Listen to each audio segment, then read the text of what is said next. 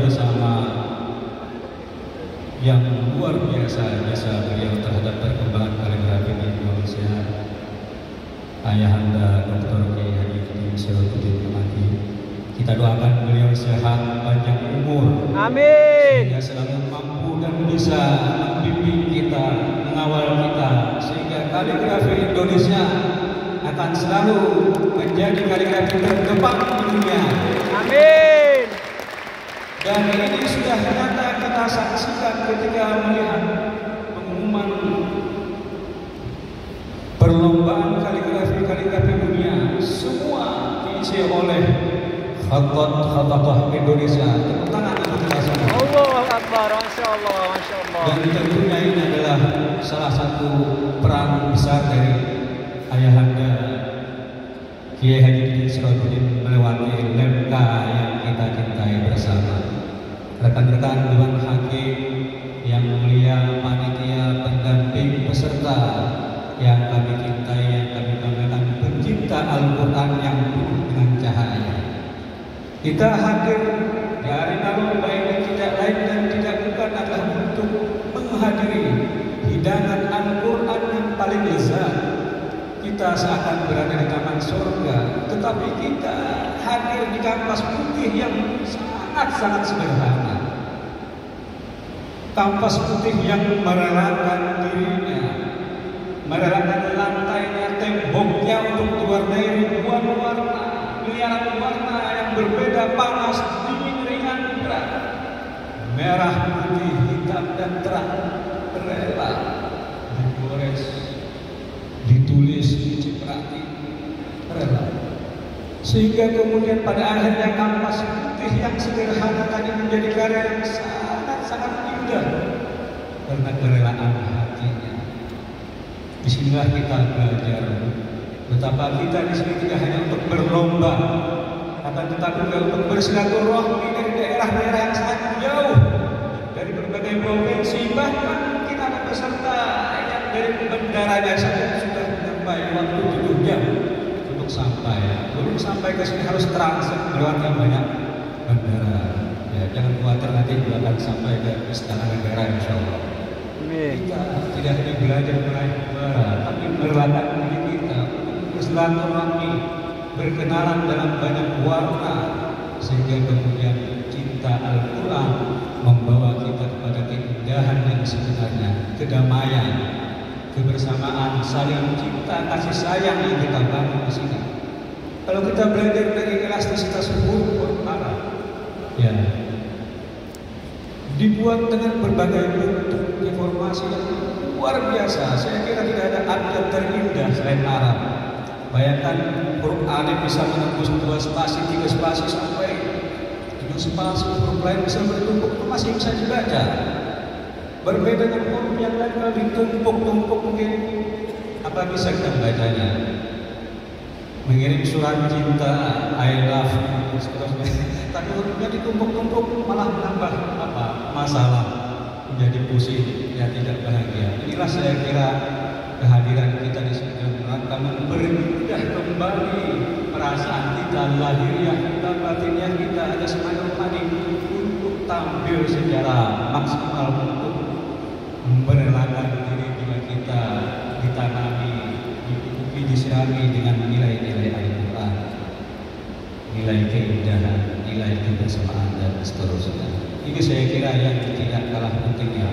Maka tatkala kita bertemu satu provinsi dengan provinsi yang lain, beserta kontemporer yang satu dengan yang lain, naskah yang satu dengan yang lain, hiasan musaf yang satu dengan yang lain, dekorasi yang satu dengan yang lain, digital yang satu dengan yang adalah hubungan keluarga yang luar biasa yang diikat oleh huruf-huruf yang mulia.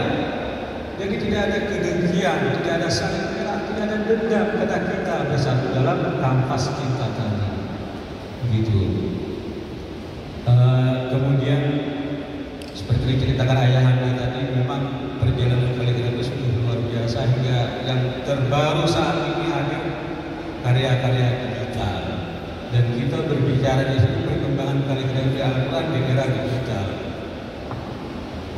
Ini sungguh sangat luar biasa karena berhubungan dengan kemajuan teknologi, kemajuan zaman mutakhir di mana bahan-bahan media untuk kebutuhan manusia selalu meningkat.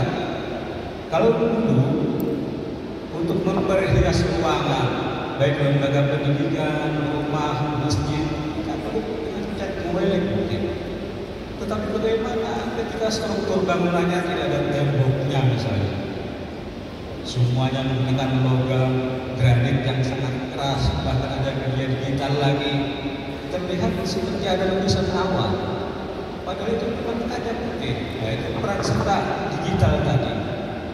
Ya, maka teman-teman kaligrafer yang handal-handal ini, yang ganteng-ganteng, cantik-cantik ini, harus mempersiapkan diri untuk kehadiran media-media baru, untuk kehadiran media-media baru yang menuntut teknik yang tinggi juga sehingga bisa adaptasi, melahirkan karya-karya yang bisa berkonjungsi dengan bangunan-bangunan megah. Kalau kita melihat di Timur Tengah, karya-karya kaligrafi 3 dimensi luar biasa. Nah, seperti itulah mungkin ke depan akan lebih banyak tantangannya. Oke. Kaligrafi kontemporer. Pada awalnya memang kaligrafi kontemporer ini banyak mendapat kritikan. Visualnya sangat biasa, pemandangan seperti pemandangan, ya banyak huruf yang dideformasi tetapi berlebihan sehingga merusak bacaan. Tetapi saya berkeyakinan ketika melihat tahfidz 1 juz tilawah, 5 juz tilawah, pada awalnya sangat sedikit peserta yang bisa tilawah, bahkan tilawah yang dibaca kartil dan sebagainya. Ya, kebetulan saya juara 5 juz tilawah.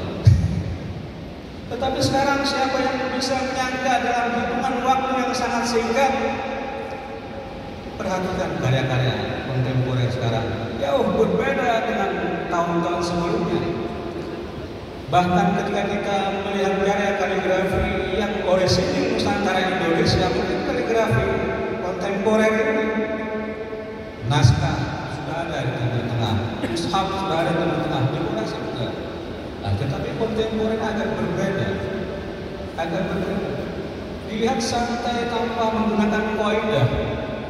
Pesertanya ada yang duduk di kursi, ada yang nasihati di lantai, ada yang sambil berdiri, sambil keliling.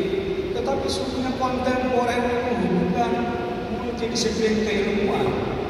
Dia harus menguasai ilmu tilawah, kemampuan membaca, syukur hafid, syukur paham tafsir. Bagaimana memotong satu kalimat kalau tidak memiliki pengetahuan mufradat yang baik, pemahaman kalimat yang baik, tidak bisa membaca Al-Quran dengan baik. Banyak. Ketika selesai pelatihan kita suruh membaca, tidak mampu membaca. Bagaimana? Ini kritik untuk kita semua. Bagaimana menafsirkan surga dan neraka ketika kita tidak bisa membaca.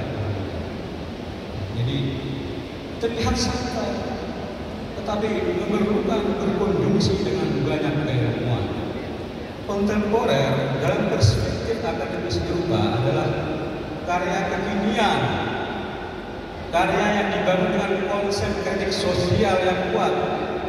Ketika sekelompok pelukis Eropa hendak melukis pasca Perang Dunia Kedua yang sangat dahsyat itu, sampai di lokasi mereka terperangnya tidak mampu melukis bagaimana melukis manusia yang sudah menjadi berulang, bangunan-bangunan yang sudah rata dengan tanah. Lahirlah karya-karya kritik sosial. Maka saya melihat teks ayat kontemporer saat ini sangat kontemporer, tepat. Misalnya tentang pelaksanaan ibadah haji, bagaimana masyarakat merindukan Baitullah. Orang-orang jauh dari kota, petani, pedagang, masyarakat besar rindu ke Baitullah, tetapi harus antri sekian tahun, 10, 20 sampai 30 tahun, harus membayar sekian. Ini buat Malaysia sudah 20 tahun. Tetapi beruntunglah peserta kontemporer sudah berhaji dengan kampasnya. Masya Allah, Allah.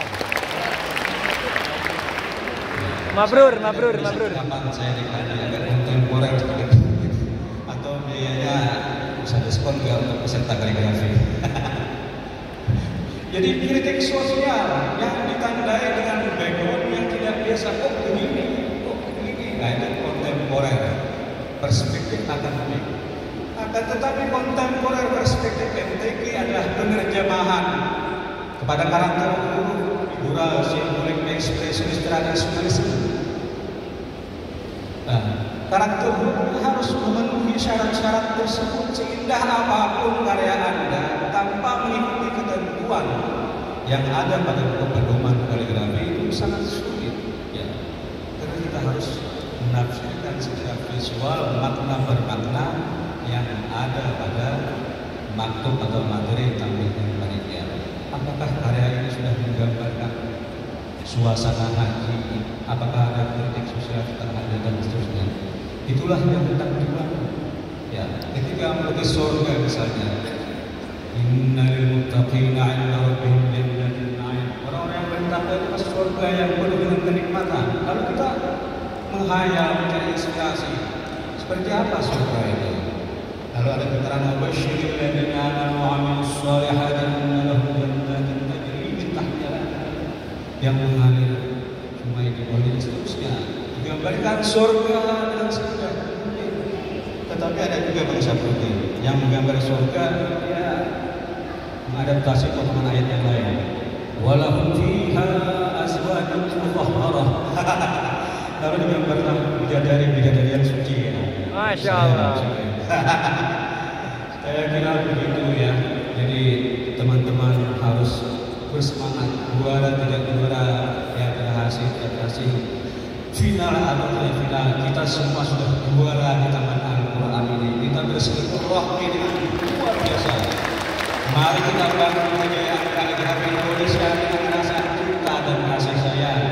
Adik-adik yang bersedia suatu saat juga akan menjadi pelatih dan hakim. Ya, mari biasakan kita bangun cinta dan kasih sayang, bukan kebencian, bukan rasa sakit hati, bukan kesedihan, tapi kebahagiaan di Taman Al-Quran.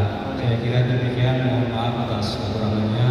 Terima kasih. Assalamualaikum warahmatullahi wabarakatuh.